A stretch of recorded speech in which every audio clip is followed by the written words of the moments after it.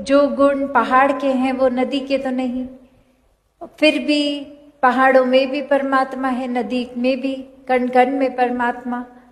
और यही इतनी सिंपल सी बात अक्सर ये मनुष्य को समझने में चूक हो जाती है।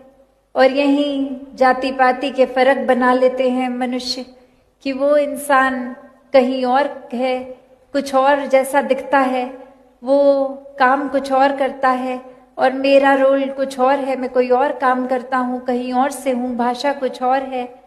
तो ये तो अपने आप से ही खुद को बेहतर दूसरे से बना लेता है इंसान।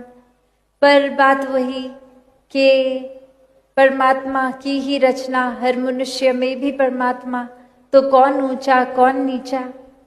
ये पिछले कुछ दिनों में जो एनवाईएस के भी माध्यम से बहुत ही